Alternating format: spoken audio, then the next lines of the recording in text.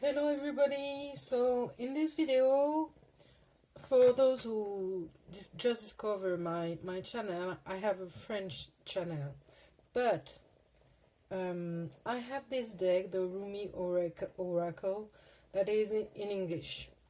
I am kind of hesitant of doing tarot readings in English too, because I learned to do them in English, and all the readings that I look for myself are in English. So I'm kind of hesitant right now, but I began to do some readings in French. But in my readings, I can't use the Rumi Oracle because the book is in English. Everything is in English. And this deck is just wonderful. I don't know if you know it, but it's really amazing. The cards are beautiful and the text is just wonderful. So I wanted to do a short video where I will take just one card and read the Rumi, the text that Rumi wrote about it, and so it will be like a Rumi's advice. Okay, so from time to time I will do one reading with this oracle, and just take one card, just read the text behind the card, and it will be your advice from Rumi for the time being. Okay, so I already shuffled a long bit. So I will just take one card and I will read you the text in the book, and that's all. It will be your advice for the week or for the moment, maybe just for the day. You will see. You will know. Okay.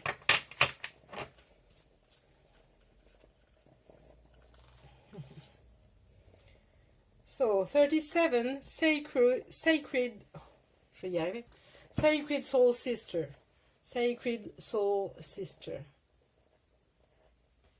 So I will read you the text that goes with it. 37.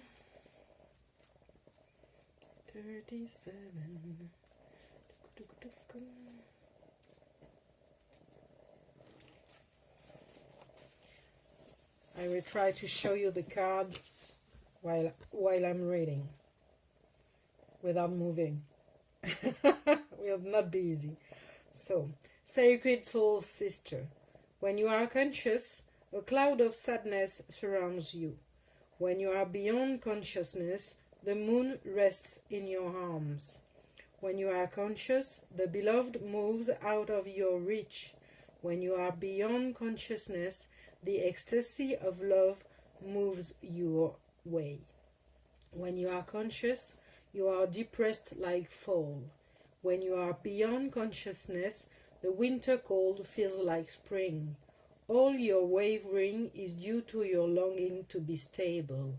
Look for instability until you become stable. I love you. I am your other self. I am with you always, your partner on this soul journey. I am the you that you do not see. I am the you that speaks through intuition and instinct. I whisper and sing and shout my crazed truth-telling to you through your dreams, through your body. I am the you that is wise, that trusts in life, that knows. I am the you that sees reality rather than appearance. I am the you that knows how to be happy and free. There is a valid point of view that we travel this path of our life journey alone. Our deepest descents into the psyche happen alone. Je vais la refaire celle-là. Our deepest descents into the psyche happen alone. we meet death alone, and come into the world alone. And yet, there is a vaster perspective that we are never alone, that it would be impossible to really be alone. We are connected to all of life, and there is no such thing as being alone in reality, only in limited and temporary perception. As if such community were not enough, there is a partner, an ally who journeys with you from birth to death and beyond, again and again. You have a sacred sister, a sister of your soul. She waves the stories of truth through dreams and insights that come upon you as if from nowhere. Perhaps they drop into your mind or seem to erupt from within you, but that is her talking to you, demanding or reassuring, depending on what the occasion best calls for at the moment. Her truth may seem overly dramatic, so you may discount them as workings of an overreactive imagination, or perhaps her truth tales are so subtle you dismiss them as meaningless, fleeting fancy. The wise ones know, however, that the truths of the sacred soul sister are powerful, relevant, and worthy of time and attention. They know her oftentimes strange and startling offerings hold the keys to unlock entire worlds, to open up new realities, and to transform the nature of our existence from the deepest and most esoteric spiritual levels to the most palpable, practical, daily realities of our living bodies in the physical world. Your sacred soul sister is your partner in consciousness. Make no mistake, she is you. She is just a part of you so great you cannot always see her from your conscious mind. It is sort of like the eye of the dog trying to see its whole self, which is a bit tricky, for as it moves to see... Excusez-moi, je tourne la page. Sorry, I turned the page. For as it moves to see its rear, so the rear is moved along too. So rather than through direct perception, the sacred soul sister is met through reflection. She can be received in those moments of rest where great ideas are born. She is a genius, you see, vastly creative and inspired. Her words are those we access in sleep and meditation, or absorbing engagement in activity, where the mind can relax and drop into realities far more vast than those of daily life and be replenished. To tap into her wisdom, to distill a teaching from the fragmented memory of a dream or a subtle feeling experience in meditation requires that you walk with her gait and not the fast-paced, forward-moving canter of your conscious and intellectual mind. Her gait is meandering and apparently unstudied. Yet she is in deep concentration, to feel for truth of movement, to allow for what is emerging to express itself through her, and she is listening rather than demanding to know, to force, to speak, and to direct. To receive her genius and benefit most fully from it requires a willingness to surrender logic and open up to inspiration, to become empty, to let the mind soften and become receptive, open, and permeable. She delivers questions that lead to answers, but not according to demands issued by an insecure and fearful mind. She offers what is She offers what is genuinely needed and answers the deepest questions of the heart. She is trustworthy, this sister. She cannot betray truth. Therefore, she can be relied upon as a faithful way shower for the heart. So to commune with her, wise as that impulse is, requires that you learn the ways of her world and the strange symbolic language she speaks. She will never tell you what you already know. Why be so inefficient? No, she prefers to educate, elucidate, intrigue, and beguile as you are drawn into far more beautiful, powerful, and helpful truth. So in her word and in her language, you must suspend your need to immediately understand. Let yourself absorb the imagery, the feelings, and the possibilities, to dwell, ponder, and be permeated by the wisdom. The appearance of a horse may signify your own spiritual being, and the appearance of you may signify a false sense of identity, and not the real you at all. You may see desert landscapes and moonlight nights in your dreams. When so much inner growth is happening, you will soon bloom like the springtime.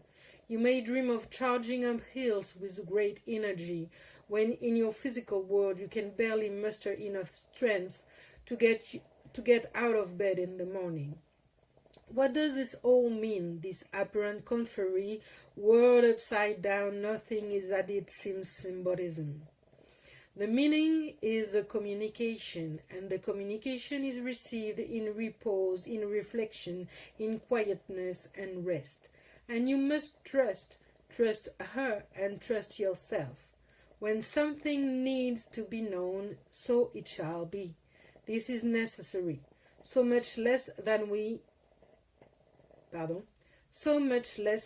what we expect.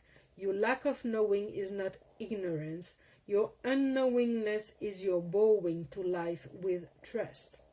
She has come to you through this oracle to remind you that everything is all right, that she has your back, no matter what appearances may seem to be to your more limited dog's eyes consciousness in the light of day. She is guiding you with her wider knowledge through circumstances and situations that are ultimately going to free you into a greater love than you have ever known, no matter whether you feel like a rat in a maze or a bewildered drunk stumbling through labyrinthine back alleyways, trying to find your way home again. No matter how out of control life may seem, she's letting you know all is proceeding just as it should, and that her will shall manifest. Her will is your wholeness, your completion. Her will must manifest and shall, because her will is nature. It is growth. It is God. She is God. In you, now. Remember that, and you'll realize, if you don't mind the ending being told before the last chapter, that everything's going to be okay. This oracle comes with particular guidance also. You know something deep in your bones, without knowing how or why or without particular reason, you just know. It doesn't make sense, but you know. It may be joy that you know.